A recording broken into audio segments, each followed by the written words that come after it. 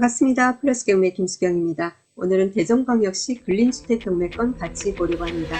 근린주택이라고 하지만 그 근린생활시설 상가가 차지하는 면적이 1층의 일부 아주 작은 면적입니다. 그래서 다가구 원룸 건물이다 라고 보시면 좋을 것 같습니다. 자, 그러면은 입지부터 같이 한번 보도록 하겠습니다. 위치가 어디예요? 라는 건데요. 위치 한번 보죠. 자, 보니까 지금 조금 먼 거리에서 한번 볼까요? 여기 대전광역시청, 그죠? 대전시청이 있습니다. 대전시청이 있고요. 그리고는 여기 요 노선, 그죠? 제 마우스 가는 대로 여기 요 그린색, 요 선이 이제 지하철 노선 되겠고요. 그리고 물건지가 여기거든요. 물건지가 여기인데 위측으로는 충남대학교 대덕 캠퍼스, 그리고 카이스트 본원 이렇게 보이고요. 그리고 물건지 바로 밑에 보면은 모건대학교라고 보이고, 그리고 시청이 가까이 있고 하니까 학생들이라든지 직장인들의 임대 수요는 많을 것으로 보입니다. 자세한 입지나 이런 것은 여러분이 로드뷰, 스카이뷰를 통해서 좀 분석해 보시고 관심 있으시면 현장을 물론 가 보셔야 됩니다. 자, 그러면 한번 상세 내용을 같이 보도록 하겠습니다. 입찰 날짜가 6월 21일입니다. 그리고 대전지방법원 본원이고요. 2020 타경의 13243. 그리고 물건 종별은 근린주택되고 토지 면적은 약 80평, 건물 면적은 약 156평대입니다.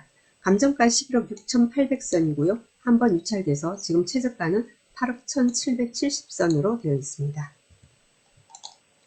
자, 그리고 건물에 대해서 한번 보겠습니다. 자, 아까 감정이 11억 얼마 이렇게 되어 있었죠? 자, 토지 보겠습니다. 토지 감정이 5억 2,660 되고요. 그리고 건물 같은 경우에 1층부터 4층까지 이렇게 되어 있습니다. 자, 1층에는 필로티 주차장이 있고, 그리고는 계단실이 있고, 그리고 여기가 근린주택이라고 했죠. 그래서 15평 정도의 상가가 있습니다.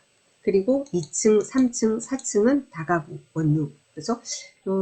세대 수라든가, 그리고는 여기 층별 면적을 보면은 원룸이 아니고 투룸, 쓰리룸이 섞여 있지 않나 라는 생각이 듭니다. 그래서 건물의 감정이 5억 4,100 얼마 이렇게 되어 있고요. 그래서 감정가 총 합의 감정가가 11억 6,800선입니다. 그리고 1층에는 아까 상가 하나 있다고 했습니다. 그게 네일샵이라고 합니다. 지금 현재. 그리고 2층, 3층, 2층과 3층에는 각 3세대. 그러니까 35평 정도 되죠. 층별로, 그죠?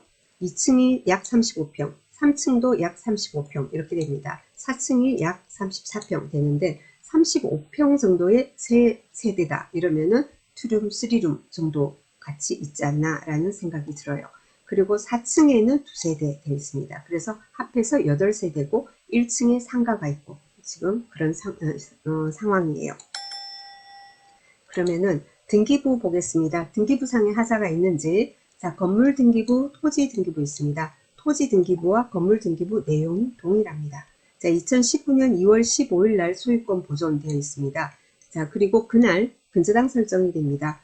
대전 유성신협에서 담보대출 해주고 근저당 설정을 했습니다. 자, 2019년 2월 15일 최초 근저당, 여기가 말소 기준 등기 되겠습니다.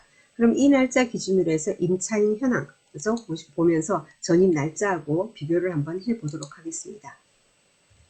말소 기준 등기가 신협의 그죠? 근저당 2019년 2월 15일이라고 우리 봤습니다. 자, 그러면은 다른 거 디테일한 거 너무 보지 마시고 우선은 대항력 있는 임차인이 있느냐라는 게 중요하겠죠. 자, 전입 날짜 한번 보도록 하겠습니다. 자, 2020년 한 사람은 안 했고 모르겠고, 자, 이거는 뭐냐면 여기에 201호가 있고 또 밑에도 201호가 있어요. 그래서 요 201호의 가족이에요. 그래서 요 부분은 여러분 신경을 안 쓰셔도 되는 부분이고요. 자, 그리고 그 다음에도 쭉 내려가서 보면은 2019년 2월 15일보다 빠른 임차인은 없습니다. 그래서 대항력 있는 임차인 현재 보이지 않고 또 임차인 많아요. 한 페이지 더 보셔야 돼요. 자, 보니까 밑에도 좀 더 있는데 그 밑에도 말소 기준 등기보다 빠른 전입이나 사업자 등록이 되어 있는 임차인은 아무도 없습니다. 그래서 임차인 수는 지금 13명 이렇게 되어 있지만은 그 가족도 있고 여러 가지 그런 상태예요. 자, 그리고 임차 보증금 합계가 10억 8천입니다. 10억 8천. 아까 감정이 11억 6천 얼마인가 그러지 않아요? 임차 보증금 합계하고 감정가하고 별 차이가 없어요, 지금. 그리고 월세 합계 70만 원 이렇게 되어 있습니다. 지금 현재도 이 정도의 임대 시세를 볼 수 있다면, 그래서 수익률 계산해 보시면 엄청날 것 같습니다. 물론 여기는 다 전세를 많이 받았어요. 전세를 많이 받았는데 이런 물건을 받아서, 그러니까 대출을 최대한 받고, 그리고는 월세 있지 않습니까? 보증금 몇 천만 원, 그러니까 반전세식으로 이런 식으로 하면은 노후에, 그러니까 은퇴 후에, 그러니까 현금 흐름이 필요하신 그런 분들에게 많은 도움이 되는 그런 어떤 물건이 아닌가라는 생각이 듭니다. 자, 그러면 그 다음에 이 물건에 대해서 제가 보는 옥션 사이트에서 현장 조사 보고서라고 올라와 있습니다. 자, 우리 보면은 다가구 원룸 건물이나 이런 그 물건들 있지 않습니까? 상가주택. 그러니까 소유주가 본인이 직접 관리하는 경우도 있지만은 그렇지 않은 경우도 상당히 많이 있죠. 그 관리를 위탁업체에 맡기서 이렇게 맡겨서 이렇게 관리하는 경우도 많이 있지 않습니까? 바쁘신 분들.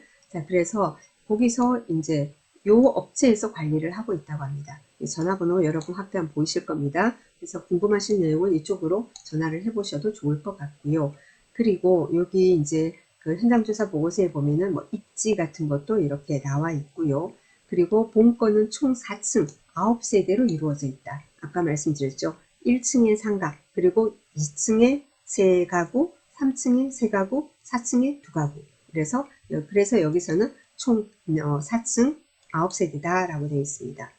그리고 현장 조사를 하러 가니까 공용 우편함, 보통 다가구 원룸 같은 경우는 뭐 여러 가지 패턴이 있지만 주로 입구 쪽에, 입구 이렇게 돼 있으면은 공동 현관 돼 있으면은 이렇게 그 뭡니까?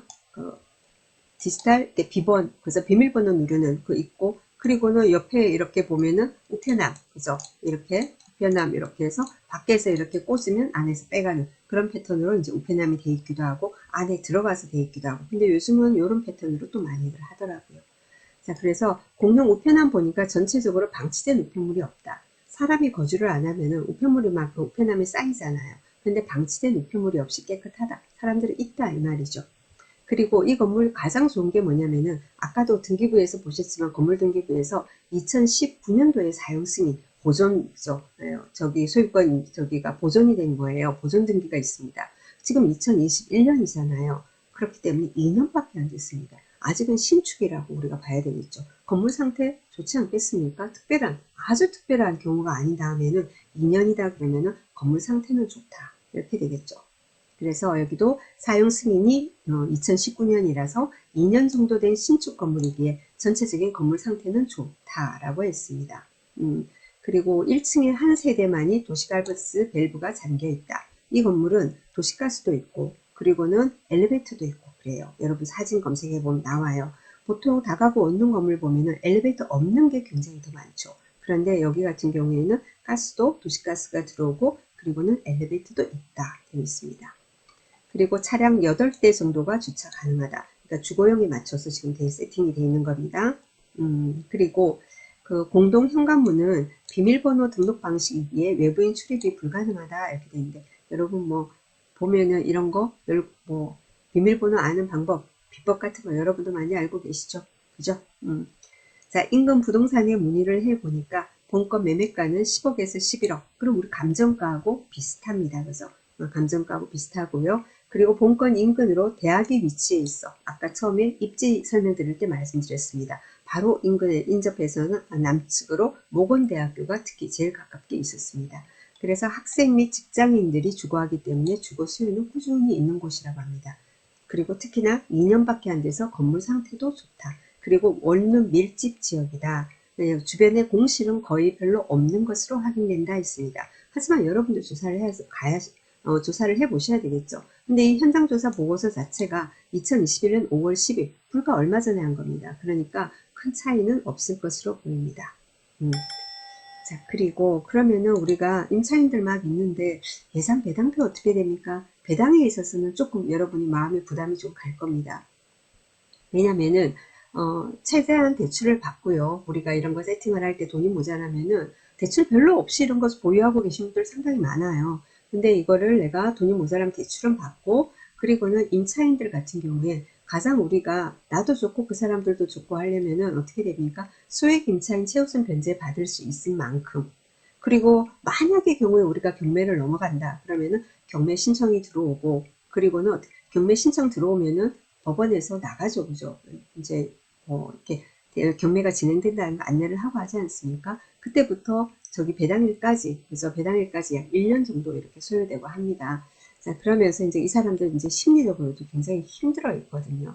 그래서 이제 그 소액 임차인 최우선 변제라 한다든지, 아니면은 또 이렇게 아까 대학력 있는 임차인은 아무도 없었어요. 근데 전입하고 확정일자 받고, 근데 이 임차인들 사이에서도 전입과 그 확정일자 해가지고는 그 순서가 있을 거 아닙니까? 그럼 순서가 빠른 사람은 여기서 이제 신협에서 받고, 나머지가 있으면 이 사람도 받고, 그렇게 하면 좋은데 순위가 뒤로 밀리는 경우에는 많은 돈을 좀 이 사람들은 그래서 날리게 되는 거죠. 그래서 이제 명도할 때 여러분 이제 경매를 많이 해보지 않은 분들은 이런 물건 접근할 때 굉장히 심리적으로 좀 부담을 좀 많이 느끼시리라고 생각합니다. 제가 이런 물건을 유튜브에 올리면 늘 달리는 댓글이거든요. 명도 못하겠네요. 어렵겠네요. 이러는데 뭐 그거는 생각하기 나름 아니겠습니까? 제 생각에는 어차피 이 사람들 같은 경우에는 해요.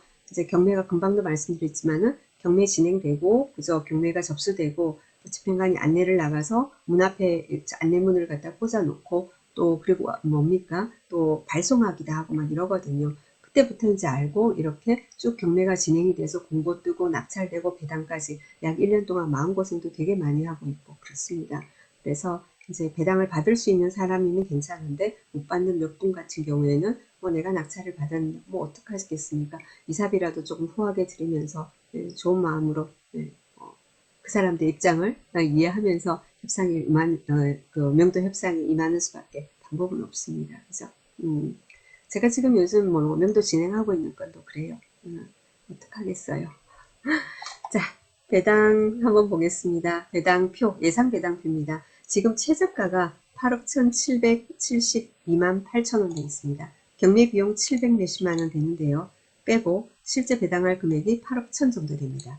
지금 최저가에 2차 최저가에 낙찰이 됐다고 했을 때예요. 하지만 이것보다 높게 되겠죠. 실제로는 이 금액으로 낙찰을 못 받을 겁니다. 올라갈 겁니다. 자, 하지만 이 금액으로 낙찰이 됐다고 가정을 했을 때, 자, 소액 임차인 같은 경우에는 보증금 800만 원 다 배당받고, 그 다음에 여기서 서대전 세무서장하고 들어왔는데, 여기서는 세무서의 체납 상담액은 저희가 알 수가 없습니다. 이거는 저희가 일단 고려하지 않고 생각하면, 자, 대전 유성 신협의 채권 최고액이 6억 9,360만 원입니다. 이 아래로 되지 이보다 초과하진 않을 겁니다. 채권 최고액이니까. 그래서 신협에서 받고, 그리고 나서 그 다음에 정땡땡 씨가 제일 먼저 순위가 빨라서 이 사람이 이제 1억 2천을 받아야 되는데 1억 800 얼마를 받게 된다. 이렇게 나옵니다. 나머지는 아무도 못 받는다. 이렇게 되는데요. 자, 이게 이제 8억 1,700 최저가에 이제 낙찰이 된다는 가정하에서죠. 자, 그런데 뭐냐면은 뭐 9억이 될 수도 있고 10억이 될 수도 있고 뭐 예상 낙찰가는 제가 뭐라고 말씀드리겠습니까? 그죠? 그래서 이제 얼마에 낙찰되느냐에 따라서 한 명 정도는, 그래서 그렇다고 여러 명은 아니고 여기 두 번째 그죠? 서땡땡씨 이분 정도까지는 어느 정도는 그죠? 이분이 뭐 전액 배당을 뭐 못 받겠지만 일부라도 그죠? 배당을 받는, 그러니까 임차인 배당을 받을 수 있는 사람이 아까 임차인이 꽤 됐었는데요.